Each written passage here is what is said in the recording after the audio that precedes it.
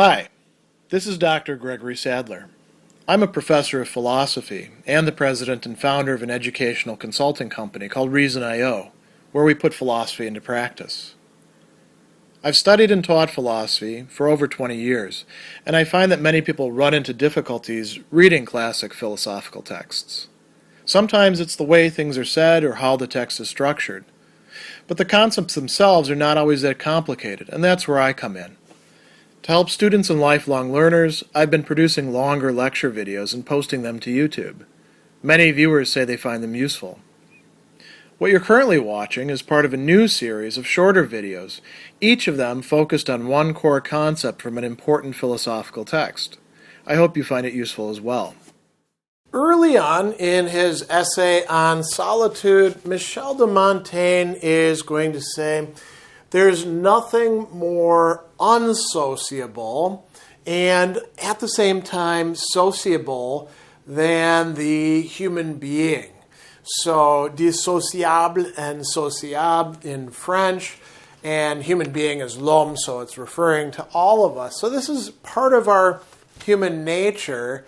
And how is this the case? How can we be this weird mixture of opposites? Well, we are dissociable, or, we run into each other and contravene each other through our vice, what's wrong with us, morally speaking. And we are sociable, according to Montaigne, and here he's following, the Stoics and Aristotle and a number of other philosophers by our very nature. So we're both of these at the same time. And unless we actually are the wise man that he's going to talk about, we're probably going to be a mix of both of them. And that can lead to a lot of problems that might want to make us withdraw from society into what we call solitude, being on your own. And he's going to begin the essay by noting that, a lot of people are bad people in different ways. We're not free of vice ourselves. Those people aren't free of vice. And he's going to point out that we're not free of vice if other people's vices are going to get to us, to bother us, right? He says, it's not that a wise man cannot live happily anywhere, nor be alone in a crowd of courtiers, people who are all on the make, so to speak. But Bias says, and Bias is one of the legendary wise men, if he has the choice, the wise man will avoid the very sight of them. If he has to, he'll put up with them. But if he can, he'll choose the other, being alone. And he thinks that nobody is totally free of vice if they have to contend with the vices of others. And other people do have failings, problems, right?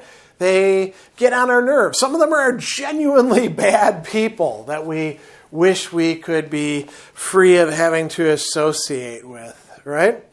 So, we have to be on our guard in crowds. He says that contagion is particularly dangerous in crowds. Either you must loathe the wicked, that is, hate the wicked, or you're going to start to imitate them, and it's dangerous to grow like them because they are many, or to loathe many of them because they're different. So what we've got here is, a common human situation, not any different in Montaigne's time than in ancient times, not any different in our own, especially in our hyper-connected social media, mobile technology world where the internet pervades throughout all of what we often call the real world.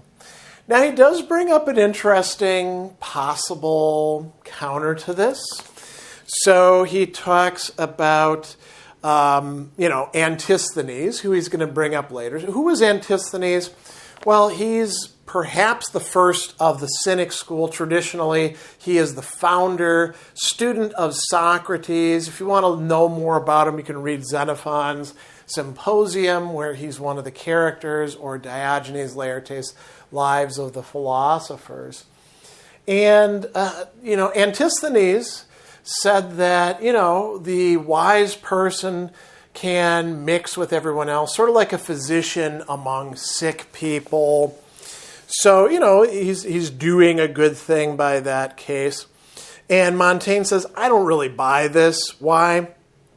Even if doctors do help the sick to return to health, it's actually not good for doctors to be with sick people all the time. They impair their own health by constantly seeing and touching diseases as they treat them. So if we're talking about moral illnesses, it's easy to pick those sorts of things up. Now, what if you could get away? What if you went somewhere else? You withdrew from the crowd. He says, the end, I think, is always the same, how to live in leisure at our own ease.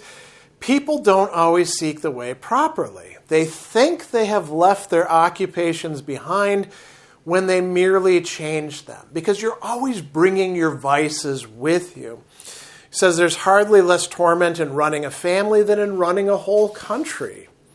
When our soul finds something to do, it's there in its entirety. Domestic tasks may be less important, but they're no less pressing.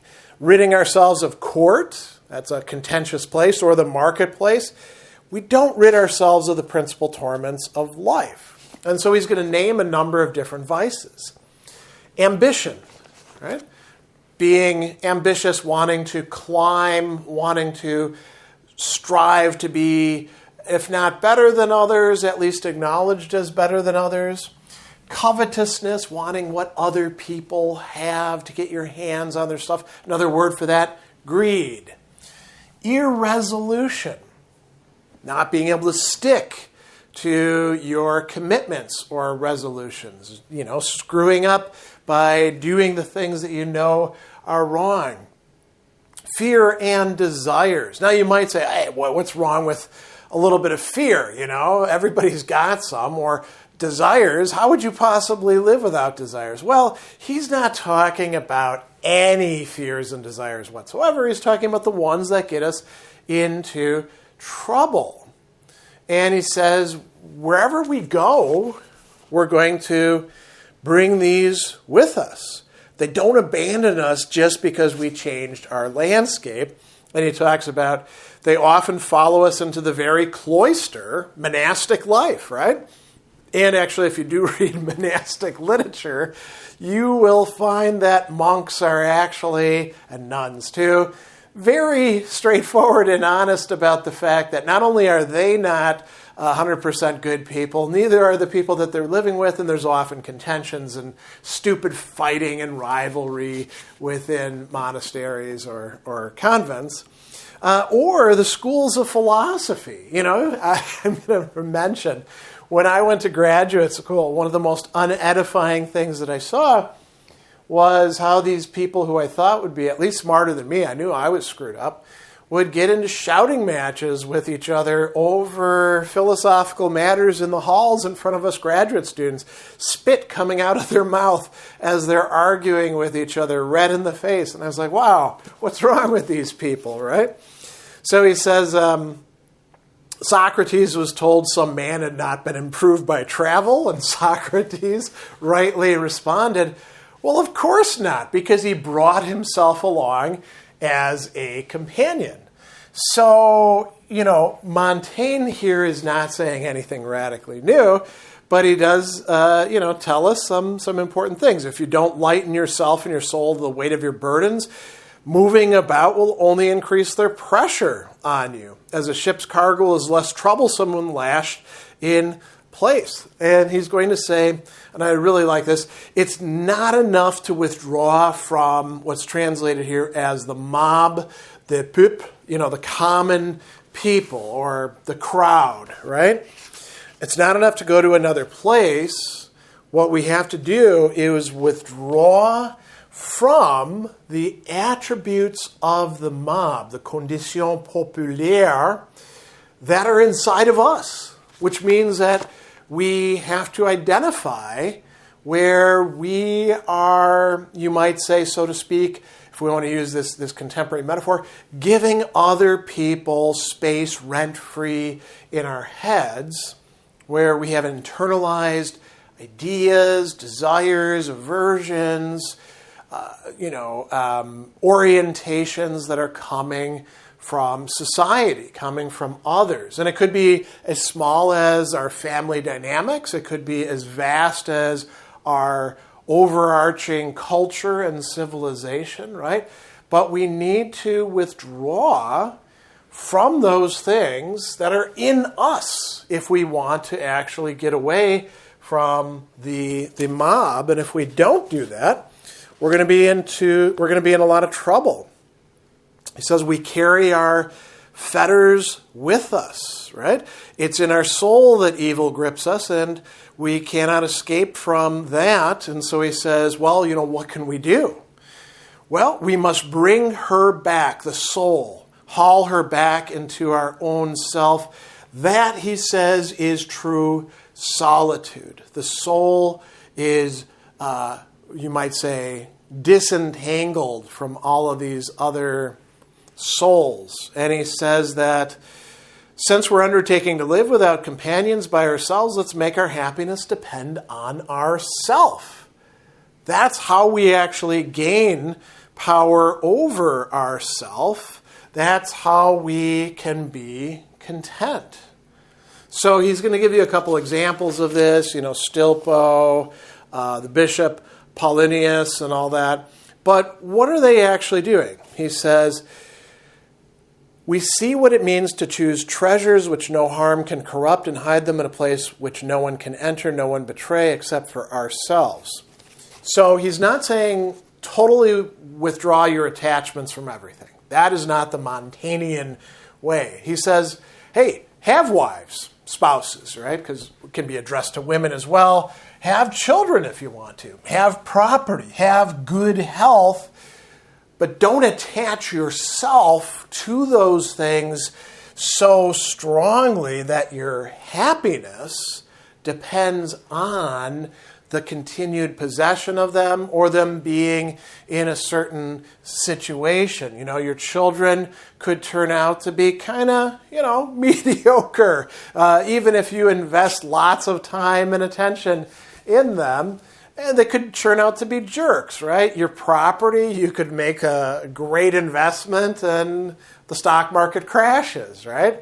Or inflation sets in, or pick whatever else you want. Right? I don't know, you buy a whole bunch of clothes and moths eat them, to use a biblical metaphor. So you don't want to be so attached to all of these things, right? He says, preparing for our own withdrawal is no light matter. Since we have the time to get things ready for our departure, let's prepare for it. Let's disentangle ourselves from these violent traps which pledge us to other things and which distance us from ourselves. Most of us are distanced from ourselves, and we don't actually get to do things on our own. So he's got this great metaphor that he's going to bring up. He says we should set aside a room just for ourselves at the back of the shop. Now, is he talking about a physical room? No, he's talking about the mind, the soul, the heart. He says we should keep it entirely free and establish there our true liberty, our principal solitude and asylum. Within it, our normal conversation should be of ourselves, with ourselves, so private that no commerce or communication with the outside world should find a place there. There we should talk and laugh as if we had no wife, no children, no possession, no followers, no manservants, so that when the occasion arises, we must lose them. It will not be a new experience to do without them. What we want is to have a soul able to turn in on itself so that it can keep itself company, right? And he says we don't have to worry that in such a solitude as that we shall be crouching in painful idleness.